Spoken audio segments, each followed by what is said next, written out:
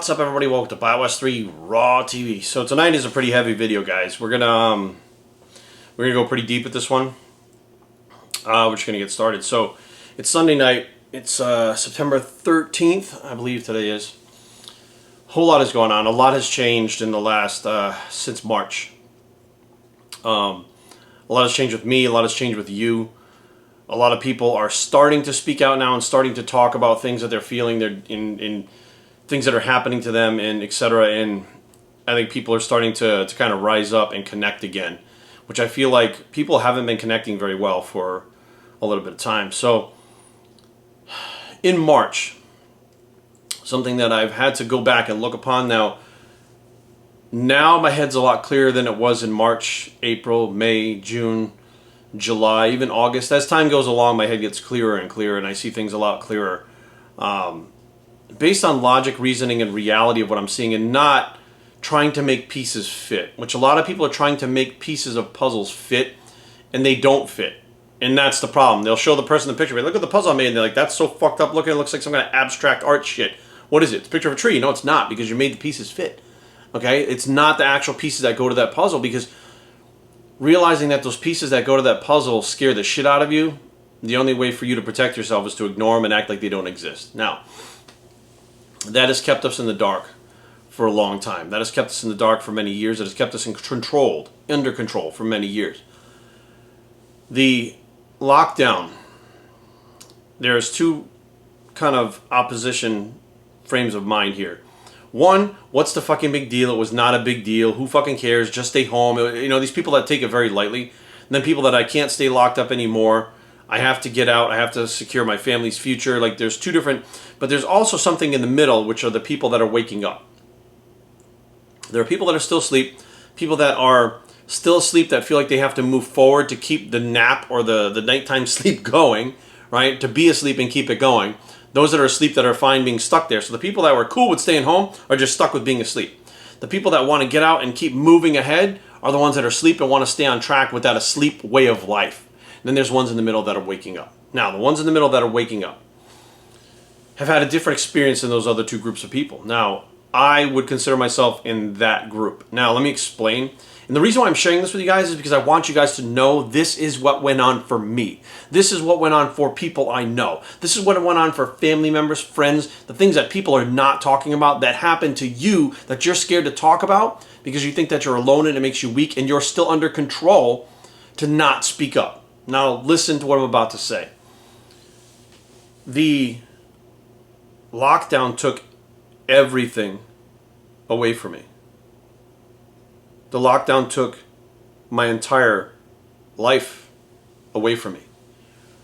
Everything that I had built, everything that I had strived for in the last 20 years was just gone.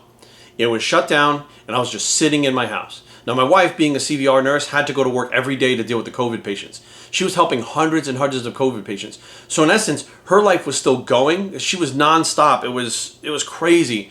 But mine was home. My life had been taken away. And I was forced for the first time in 20 years, okay, to slow down, stop my life, and look at what my life has become and what goes on around me and what I have created that is my life. That's what the pandemic, or the lockdown did for me. It shut me down finally.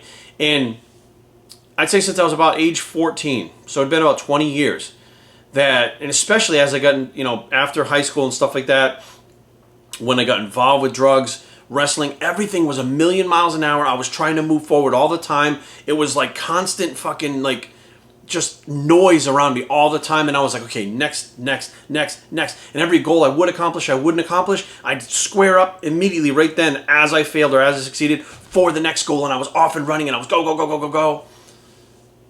And I never really slowed down to look at what was going on around me. Because I was focused on the future, I was focused on being better, I was focused on not sliding backwards, I was focused on becoming a better person myself, or what I thought was a better person, and creating a better life for myself to get myself out of where I was. Because I knew it was on me. No one was going to give it to me. No one was going to help me. So that's where I was. a million miles an hour every day, fucking traveling, doing all this crazy shit, going all over the world. Like, that was my life. Go. and then it was gone. Right? You guys remember all the Yeezys back behind me, right? All tons of fucking Yeezys.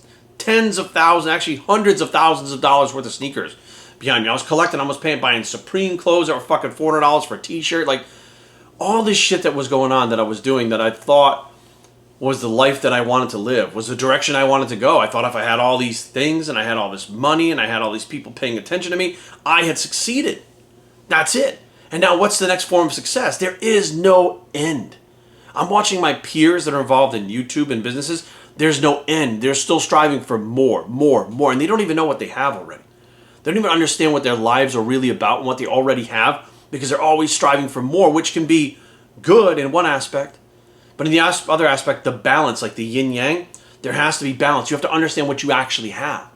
And I think they, much like I was, feel if you slow down and look at the things you have, you lose your edge to keep going and getting more. More money, more houses, more cars, more clothing, more attention, more social media followers, more. We are obsessed by consuming more on a daily fucking basis.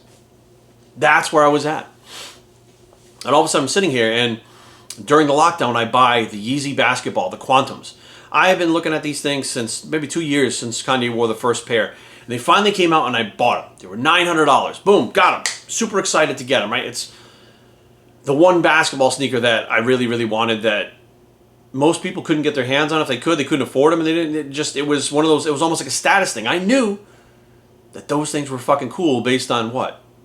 I liked them? Well, fuck, I like just about everything. Anyways, the lesson began when those shoes came in. And I was so pumped, and I fucking took them out of the box, and I love to smell my Yeezys. And I smell them because the glue has a certain smell to it. I show them to my wife, and she was just dead tired from fucking working. She was like, oh yeah, they're cool, but she couldn't really, it wasn't a fucking big deal. And then I was pumped. I crepped them. I put crep on them. Crept. And then I put them on the floor and couldn't wait to wear them, right? We're in a fucking lockdown. I can't wait to wear this pair of sneakers, $900 sneakers that I got. The next day, I had to mail some stuff out of the post office. There wasn't many boxes to mail. I put them on. I wore them to the post office. Post office is 5 minutes from my house. So I put them on. I'm like, yeah, if I'm looking at them, I got my outfit straight. I go to the post office. I walk in there with my fucking boxes. I put them on the thing. I was like, what's up, guys? How you doing? Oh, good to see you guys. And I walk out and get back in the car. And that was it. I put on $900 sneakers and a fucking special outfit to walk into the post office for about 45 seconds. And I thought, why the fuck am I doing that? And I'm like, because I'm a sneakerhead. Like, other sneakerheads will see them and it'll start a conversation and they'll know that they're the Quantums, and they'll be like, oh, I couldn't afford them and that makes me look like a baller. Like, all this shit was still going through my fucking head. But I never knew what was going through there because I was going 1,000,000 miles an hour and hadn't stopped to figure out why the fuck all these sneakers were so important to me. And I was pumped. I got home, I took them off, I put them on the floor. About 10 minutes I wore them. The next day it was raining out, I didn't wear them. And I was walking with Aaron. We were doing our daily walks an hour every day. And of course I'm not going to wear those outside in the rain and the shit. It was still cold out, rainy and stuff. So as a couple weeks went by, I kept looking at these sneakers on the ground. And 2-week lockdown led into 6 weeks, led into 8 weeks, led into 3 months. Then eventually went into 4 months for us. And I hadn't worn them. I'd put them on a couple times to go to the post office. That was it. And it really made me step back and go, what the fuck am I doing? Like, what is the purpose? And hey, if you guys are sneakerheads, I'm not knocking you at all. I understand. Like, I understand the whole, how they're made, the prime knit, the designs. Like, I understand the whole culture behind it, and I think it's cool. But I think I got wrapped up from the culture into the more of the status part of the sneakerhead stuff. And I love sneakers. I still kind of keep track of them. But I realized, I was like, I have no place to wear these. All these sneakers, I have no place to wear them. All this money sitting there for nothing. We're on lockdown. 4 months. I had no place to fucking wear them. And even if I did, nobody gave a fuck if I was wearing them. Except for me. I was like, holy shit. So I started to sell the sneakers. I started to sell them and take that money and put it back into my business because the business wasn't doing well. During the pandemic, most businesses weren't doing well unless you were a big box place like Walmart and shit. Most places didn't even make it. I took that money and sustained my business to make sure that when we got out of lockdown, we were still around. I did it happily. I did it without hesitation. I think it shocked the shit out of Aaron, but it was a revelation. Shoes are not my life. They don't make me me. They don't make me happy, and they really don't mean anything other than something to get distracted on to keep me from paying attention to what's really going on in my life. Money, although you need it to survive, although you need it to make sure your family is okay, you do not need piles and piles and piles of it so that when you die it gets distributed in the most fucked up ways to fuck up other people's lives. You don't need to have fans approaching you from every fucking direction non-stop to validate who you are. You just don't. And I think changing the direction of my channel and not going all in fitness all the time, I think that, you know, that was the right move for me. And again, it killed my channel a little bit, and I completely understand that. But at the same time, it's necessary for growth. Sometimes you have to smash or burn down, like the phoenix. Phoenix rises from the ashes. You have to burn it down to get the phoenix to appear. And I understand that. And it never was about trying to get more followers. It was about me just doing my best day to day and pushing myself every day, which is fine to do that, but getting lost in the fact that there are so many people out there right now that you watch that have a $3,000 Louis Vuitton purse on their arm, a $2,000 Gucci or Chanel belt that they're wearing, sneakers that could cost $4,000 to $20,000, a hat that costs $700 on, and maybe even driving a car that they lease that's a $100,000 car. Maybe have a stack of money in their pocket like this thick, without a dime in the bank, don't own a home, have no savings, have no backup, credit cards are maxed out. What the fuck is going on? Like, they give the appearance of being like a celebrity, right? With nothing. And then people chase those celebrity lives. So I sat back, wasn't watching any TV, I said, why the fuck do we chase these celebrity lives? Because we're marketed to by these celebrities. We're marketed to by these influencers. We are brainwashed by these individuals to follow them and do what they do, like the Pied Piper playing the fucking flute and the fucking rats follow. That's what we are. We're the rats. They're the Pied Piper. We're the rats. These individuals get contacted by Gucci, Chanel, Fendi, all these things, and these companies give them their clothes, which cost about $50 to make all these clothes. And they sell for $50,000. And then we see them on red carpets. We see drive them in their fucking, they don't even pay for the shit. And then they charge you $5,000 for a t-shirt. And you fucking run and pay it. Because you think, if I look like them, if I act like them, I will be like them. I will have their life. I will fake it till I make it. And here you are in lockdown, losing everything, on unemployment with your fucking Louis Vuitton purse, with nothing else to sustain your life at all, posting pictures on social media to try to keep up with the facade, while you're not paying rent because you can't, while you're barely making food bills because you can't, while you don't have any money to pay your bills, so you're calling the credit card companies being like, hey, I don't have any money, unemployment's coming in, it's not covered shit, like, I don't know what to tell you. You have car loans that are being deferred, all this stuff to help you, the individual, out when you have failed miserably to take care of yourself. And all you did was create a life of excess that is fake to follow these celebrities, follow these influencers, to create more money for the influencer and the companies that are making the big money. You have been marketed to. Everything you are consuming in massive amounts costs massive amounts of money that you don't have, that you think you need, because you were told, and not by words, you were told by pictures, by videos, by other people that see them wearing these things and doing these things and using these things, telling you about it. And then you look at the picture and you absorb that. That's information. You're consuming. You don't just consume food. You consume information by seeing, by hearing, by talking, by speaking. You consume information from everywhere. And these people and companies know that. And they can use that information to manipulate you to spend every last fucking dime on the new pair of Jordans that dropped, when you know you need that money for something else. But you can't stop yourself. You can't control it. You go buy them. Why? Is it an impulse control problem? Yes.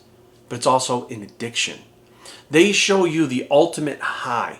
The ultimate high is that life with the mansion. It's Kardashians. That's the ultimate high. They show you that life and say, hey, if you can get to here, you'll be fucking high all the fucking time because this is your life. Look at this. And you chase that high like a fucking drug addict.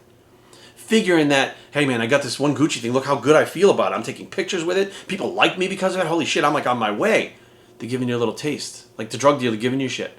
And all of a sudden you get wrapped on that. You're like, well, fuck, the purse is not good enough anymore. I need the sunglasses that go with it. That's going from 1 bag of heroin to 2 bags of heroin. You're slowly increasing until you have gotten a tolerance of the sunglasses, the hat, the belt, the purse, the shoes, the socks. You're wearing socks that people don't even know you have on for $500. You don't even realize how you're so addicted to consuming to try to get that high that has been presented to you in those pictures, those influencers, and those videos that you don't even realize how addicted you are, and it literally is consuming your entire fucking life. That is the Matrix.